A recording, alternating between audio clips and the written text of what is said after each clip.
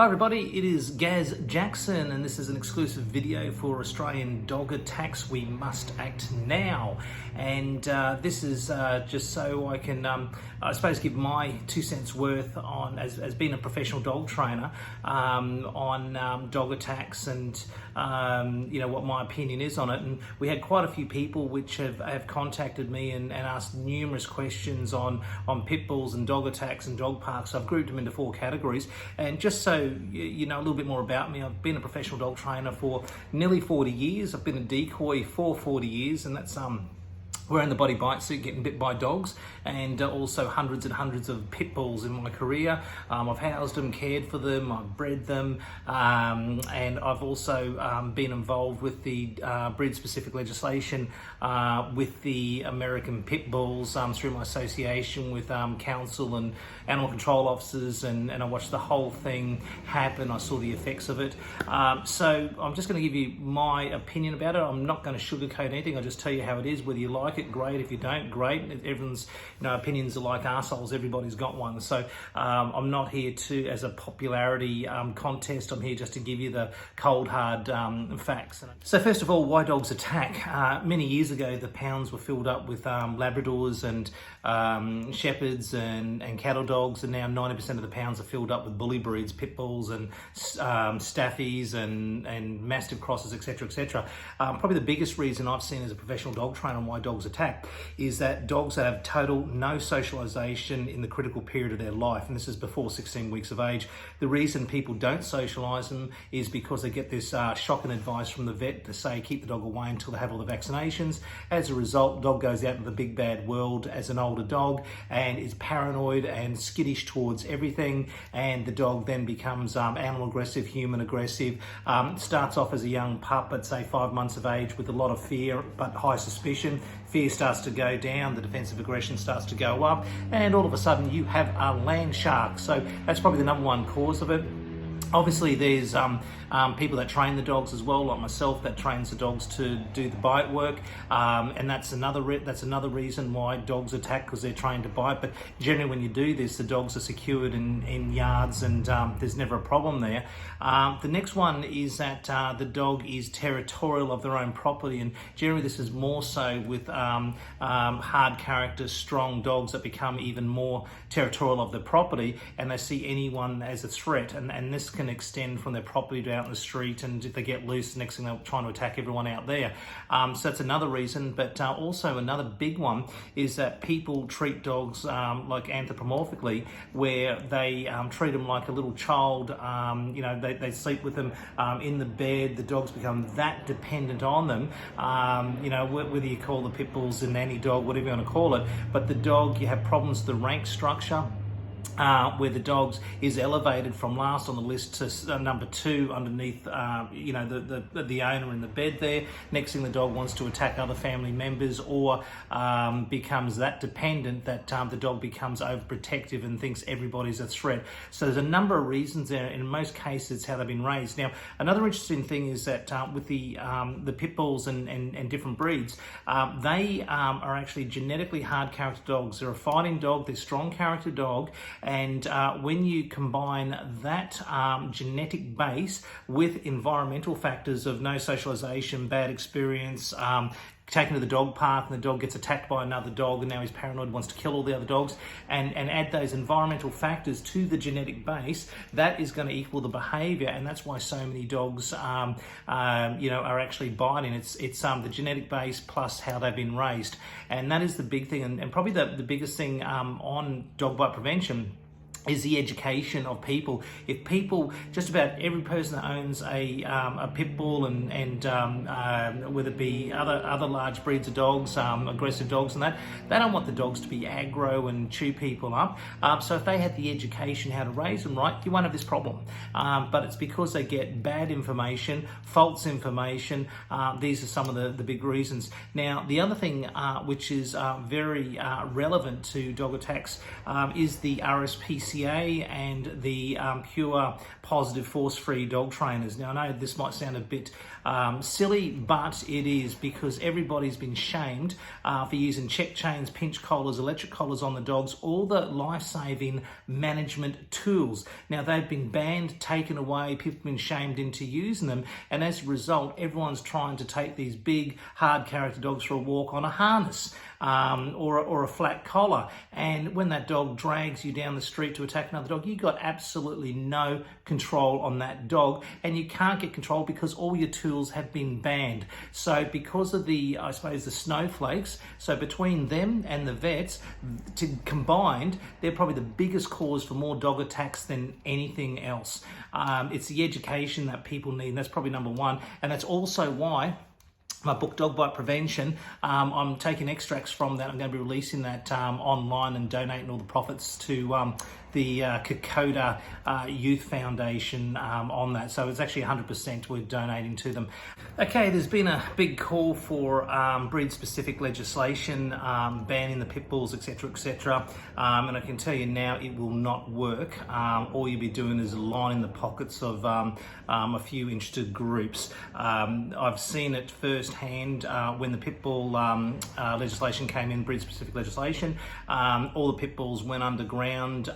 The people that own the pit bulls were breeding them and secretly trading them online with, however they did it. Then from there, the people that owned the pit bulls isolated them, kept them in the house, only walked them at night. So you had thousands and thousands of dogs, which are legal breeds, that the owners were more paranoid that they're going to be dobbed in, that people are going to take their pet away. So next thing, that was actually the next dog bite epidemic, which was caused by the breed-specific legislation. So it does not work.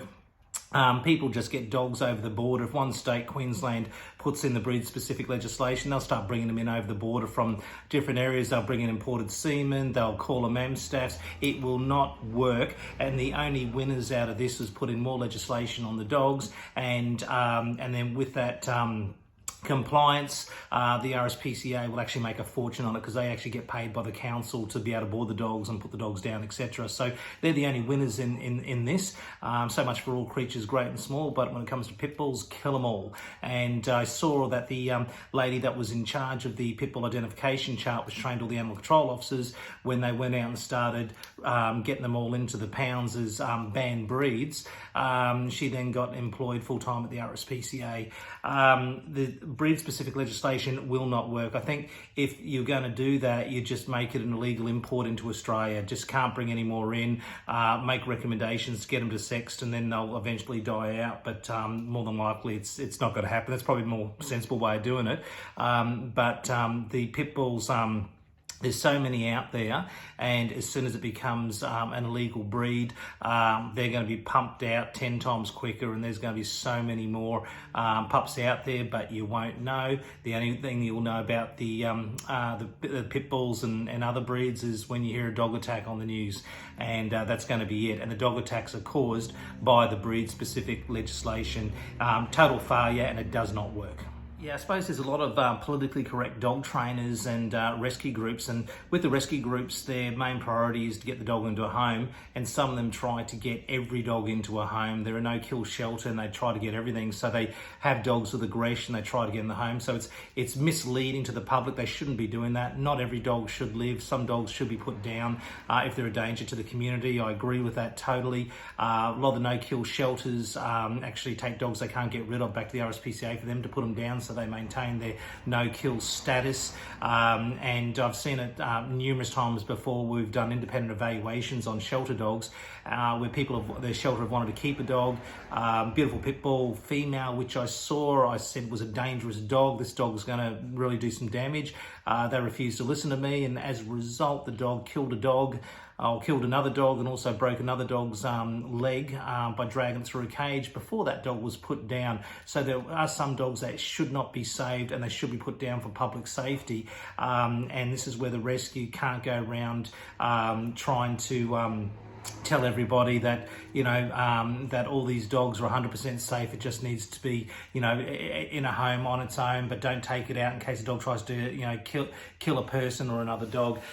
With a lot of the dog trainers and you see in the media, they always go, it's not the breed, it's the deed. And this is another conflict as well, because there's a lot of breeders which will claim that their breeding produces strong character, high drive, working dogs. It's all breeding. Dog bites a child. It's got nothing to do with the breeding. It's the deed, not the breed. So there's a big politically correct thing that they do. And that's why they do it, which they shouldn't. The other thing too is that which is getting bigger and bigger and pushed by the RSPCA and PETA and all these snowflake, idiotic cult members with the pure positive force-free training. They're trying to get everything banned, and as a result, dogs won't be fixed. And this is an example that's happening right now at the moment. In the UK, they're banning electric collars, and as they ban electric collars, there's going to be a massive increase of stock kills, where people were normally able to take their dogs, put an electric collar on them and go for a horse ride with the dog running beside them, past farms and all the rest of it. Take that tool away and that dog's going to go and attack a sheep, then attack another one. So as a result of important life-saving tools being removed by these extremists, there's going to be a massive surge of livestock that's been killed and people being attacked and other dogs being attacked. And when it comes to, I'll just go through one of the questions. I've got so many questions on here. I've got one question saying, aggression is an emotion that cannot be fixed. It presents itself when put in front of a trigger. You know, can you guarantee 100% that the dog's not going to respond, blah, blah, blah. So that's one of the questions there. Well, aggression can be fixed, and it really depends what type of aggression it is. I mean, they might have a genetic inborn trait, which might be, strong aggression and that, but you can actually condition that dog to do an alternative behavior to the same situation. Dogs don't need a mate, they need a leader. And for example, I can put an anti-bark collar on a dog which has animal aggression problems, and it's not for barking, it's for fixing animal aggression. And then I'll put the dog in a pen next to some other dogs, and the dog growls at it and they get zapped. He growls at them again, he gets zapped. And then the dog learns to sit down and do nothing, and next thing is laying up against the dogs and sniffing them, and he's not growling anymore, he's not doing anything, and he can actually walk around the other dogs because there's an association of a bad experience with it. So you can change dogs' behaviour and have them safe in the community just by having the right tools and the right training on them. But again, the biggest reason why the dogs end up being aggressive is their suspicion level caused by no socialisation or being mistreated or having a bad experience early on in life. So I hope that's answered a few of your questions in regards to why dogs attack and my opinion on the breed-specific legislation and what I think will work and what won't. If you have any questions in regards to this video or new questions, please list them below here and I'll do a follow-up video and just answer some of those questions as well. But also, if you go to my website, which is just here, gazjackson.com, you can, on the main page, you have how to raise your ultimate dog. This shows you how to raise a dog correctly so it can be a safe dog within the community. So whether it be a strong character or soft character dog, it shows you how to properly socialise and raise that dog so the dog's safe in the community. So that alone on the education will save a lot of dog attacks.